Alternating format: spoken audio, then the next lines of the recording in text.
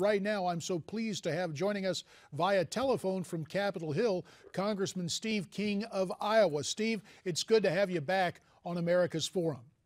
Oh, it's sure good to be back, especially back with you, JD. And I love serving with you here. You enjoyed us this morning. We had the Conservative Opportunity Society breakfast, and JD at the table would have been a wonderful addition. Well, as the COS breakfast concluded, you got word of this attack in Paris, Steve. Your reaction, what do you think Congress will do today? Any resolution on the floor or something else take place? At this point, we just came from conference and didn't come out of there with a clear and definitive direction. I would hope that could emerge and come to the floor with a resolution.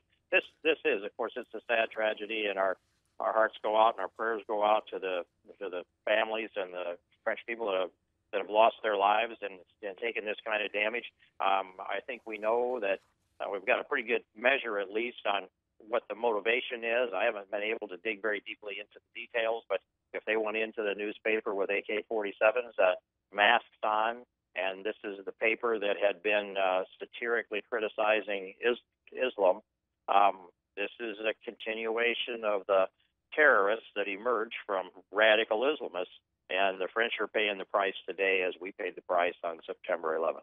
And again, we will continue to monitor events at our own State Department. If Secretary Kerry has a statement for us, we will go to that live. In the meantime, Steve, you mentioned this morning's House Republican Conference. What was the atmosphere? Well, it was pretty interesting. It became a little bit jovial for a while. And then as the long lines came up to the two microphones, as you can remember in your mind's memory, and the two aisles between all the chairs, but now we're 246 strong. And so the HC5, the room in the basement of the Capitol, is bursting at the seams with Republicans. But there was some levity, and it just got a little more serious and a little more serious until the two sides of the argument raised the tension level in there again. And some thought that,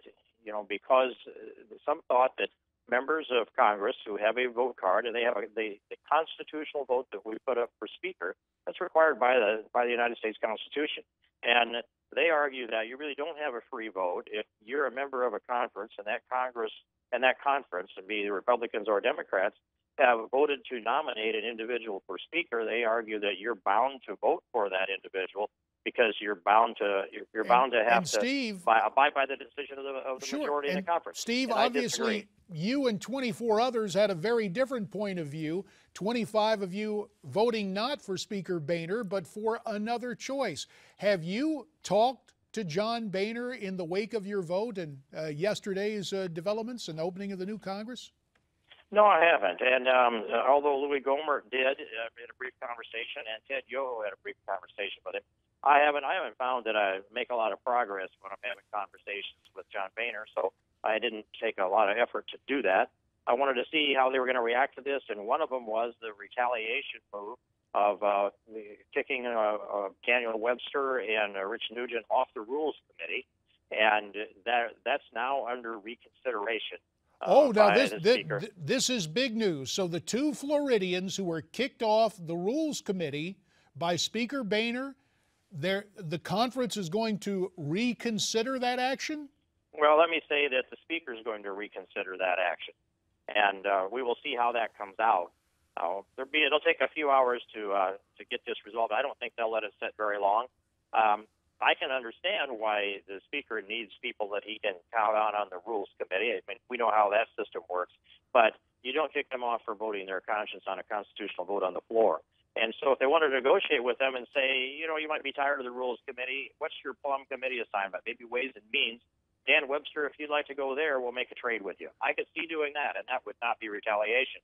But if you just kick them off and do that summarily, and if two guys are punished out of 25, and then you march on down the line, they'll pick everybody off one or two at a time until everybody has had retaliation, retribution, punishment, and then that's a chilling effect. You cannot let the public, the public would look in on this and see that if the Speaker's going to tell you how to vote. We understand the problem you're talking about right there, Steve. We're going to talk about it more on the other side of the break. Also waiting for Secretary of State John Kerry. Stay with us. Steve, we thank you for the time, and some people have remarked, What exactly is the beef against John Boehner? Take a minute to explain what's been going on in the Republican conference and why 25 members at least visibly lost confidence to the point they'd vote against him yesterday. Well, there are a whole myriad of things, but I would focus, J.D., on this, that we've watched as we had a wave election in 2010, and 87 new freshmen were elected into the Republicans, were elected into the House of Representatives. Every one of them ran on the full repeal of Obamacare, as did every incumbent Republican that was reelected, full repeal. The wave election, the mandate came in. We didn't do what we said we were going to do. We had a chance to cut off the funding and block the implementation and the enforcement of Obamacare. That got blocked by actions of the Speaker. Now, you can go on down the line. The executive amnesty that came November 20th was built on the DACA program and the Morton memos. And so time after time, when we've had the obligation to defend often our constitutional principles, and when Obama violated the Constitution by delaying the employer mandate, we hardly had a peep out of leadership. And now we see the same pattern with the executive amnesty, has taken those tools off the table that could have protected our constitutional obligation to be legislators, and the president has usurped Article 1, the legislative authority, and now in the maneuverings of the Speaker, blocked our ability to keep our oath to defend the Constitution. That's at the heart of this matter. And I'm going to stand on the Constitution. That's my oath. And for me, I could not reconcile voting for Speaker Boehner, whom I know I've seen the movie before, over and over again. They just changed the title, but it's the same movie. And the title now is Executive Amnesty. It looks to me like it's on the path to ending up being permanently funded. And we cannot go to the Supreme Court and say, why don't you fix this problem that we funded in Congress?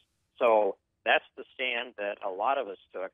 Within what I've said here, we'll cover most of the issues, but we need to have a bottom-up organization, not a top-down. We've got to stop writing bills in the Speaker's office and have members bring the bills from the good ideas of our constituents and work them up through the hearing and the subcommittee and committee process. Bottom up, not top down, and that's what the pushback's coming from. The new Congress just underway, sworn in yesterday at noon Eastern. Steve, it sounds to me, in the minute that remains, it sounds to me that it remains within the House Republican Conference a House divided. Do you share that assessment? Well, it is divided. It can work itself out, but they're going to have to listen to the conservatives in this Congress.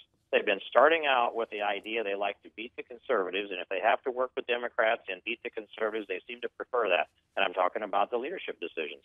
And so the House conservatives are likely going to have to take down a rule or two in order to be able to be at the table at the beginning of the negotiations instead of the last-ditch decisions when they can't find the votes any other way.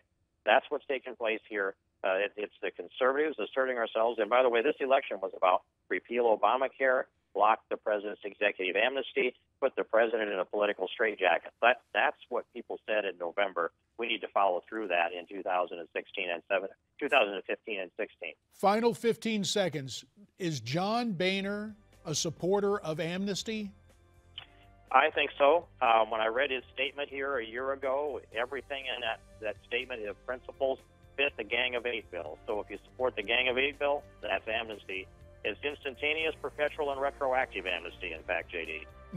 We'll have to leave it there. Steve King of Iowa, we thank you for your time, and America's Forum will continue after this on Newsmax TV.